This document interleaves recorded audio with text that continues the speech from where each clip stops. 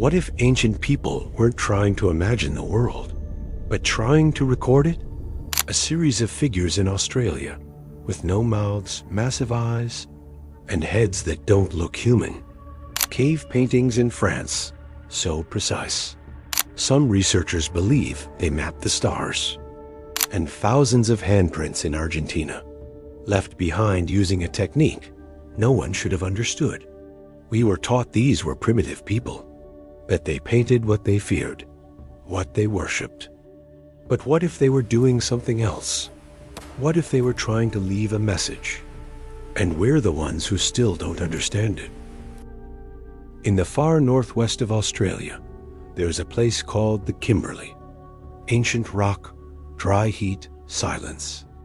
And across the walls of caves in this landscape, there are paintings, not scratched, not faint, but deliberately made, with detail. They are called the Wandjina, and the moment you see them, you understand why they've never been fully explained. The figures are tall, some over 2 meters, standing upright with clearly defined hands. But the face is where everything changes. The eyes are enormous, black, fixed, almost staring. A circular structure surrounds the entire head. And where the mouth should be, there is nothing. Not eroded, not painted over, simply absent. In 17,000 years of human art, across every continent, every culture, every period, faces have mouths. The Wandjina do not. And that single detail has no parallel in the archaeological record. Official archaeology describes them as sky beings, with the missing mouth symbolizing power over rain and storms. That explanation exists. It is documented. But it doesn't explain the structure of the head. Rounded, controlled, encasing, not a headdress. Not a crown, something that looks warm over the head. And this shape is not random. It appears again and again, across hundreds of figures, different caves, different artists, different periods, yet always the same proportions, always the same design. Every other human figure in Kimberley rock art looks like a human, simple bodies, recognizable faces. The Wandjina do not. They look like something the artist was deliberately trying to separate from everything around them. And then there is this. Thousands of miles away, across the Pacific, in ancient Japan, the Jomon culture produced clay figures known as dogu. Place one next to a Wandjina, and the similarities become difficult to ignore.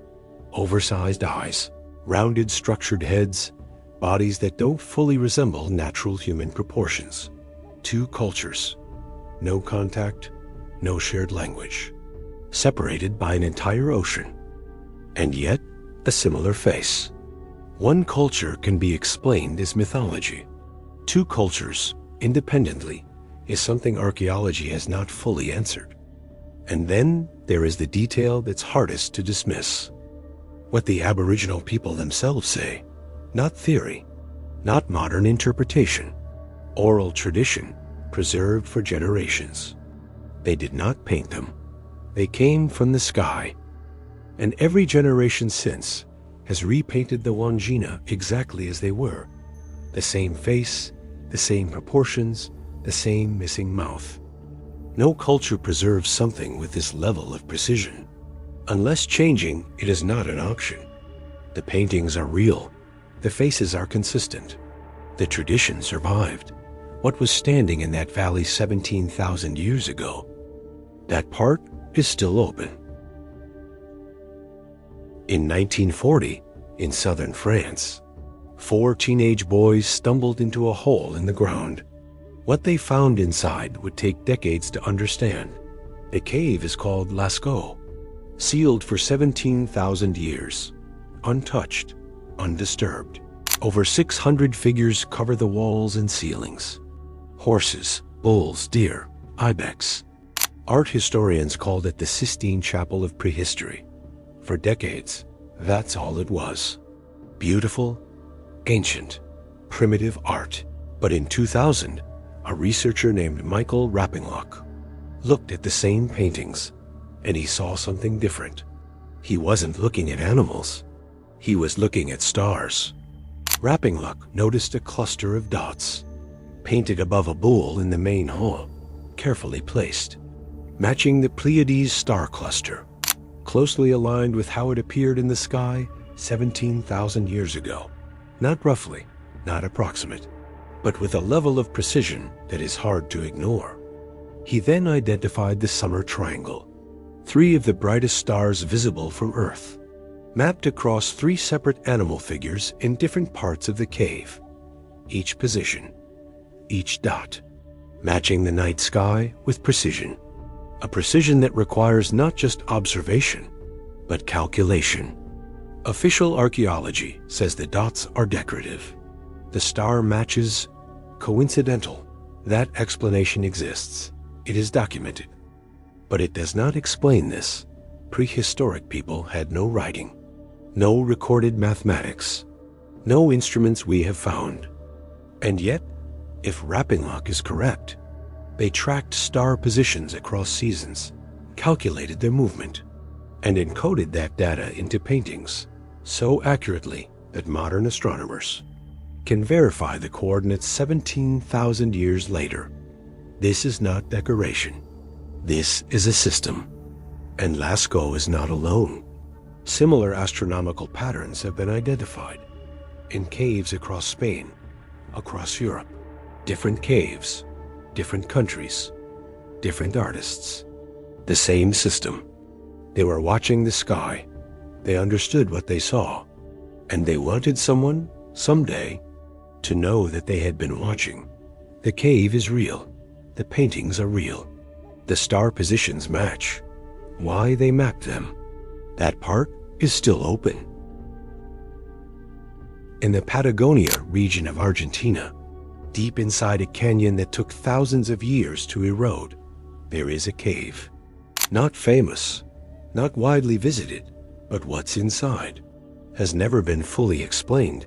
It is called Cueva de las Manos, the Cave of Hands. The walls are covered in handprints, hundreds of them. Red, black, white, ochre, layered across the rock face like a crowd frozen in time. The oldest date back 9,000 years. At first glance, it looks chaotic, random, instinctive. But look closer. Every handprint was made the same way. A hand pressed flat against the rock, pigment blown around it through a hollow bone, removed, leaving a perfect negative outline.